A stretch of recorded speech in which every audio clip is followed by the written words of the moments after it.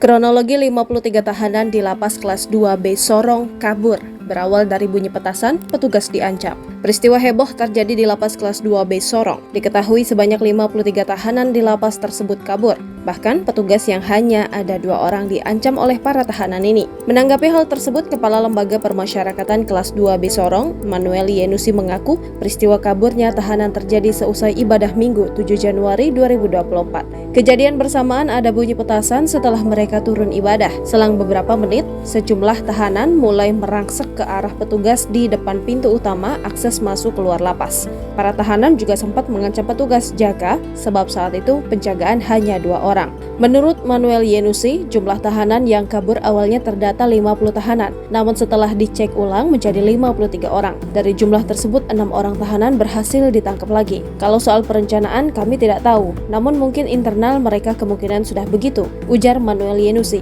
Hingga kini pihaknya telah berkoordinasi dengan pihak kepolisian dan lainnya agar ikut mengejar para tahanan tersebut. Sebelumnya, jajaran Polresta Sorong Kota juga menyekat titik-titik vital di Kota Sorong, Papua Barat Daya, guna mempersempit ruang gerak 53 tahanan Lembaga Permasyarakatan Kelas 2B Sorong yang kabur pada Minggu 7 Januari 2024. Kapolresta Sorong Kota, Kombes Pol Happy Perdana Yudianto mengatakan, personel gabungan telah dikerahkan buat mengejar para tahanan. Kombes Pol Happy Perdana Yudianto menyebut pihaknya telah berkoordinasi dengan jajaran Polres di wilayah Papua Barat Daya. Menurutnya, para tahanan yang kabur mulai kasus tindak pidana umum serta narkoba. Perihal berhasilnya tahanan menembus pengamanan penjara, jajaran Polresta Sorong Kota dan Lapas Kelas 2B Sorong masih mendalami.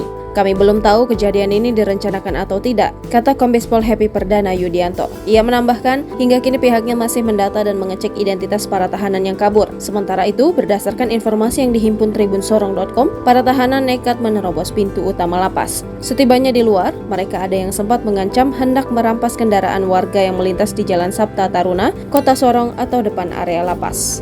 Download Tribun X sekarang. Menghadirkan lokal menjadi Indonesia.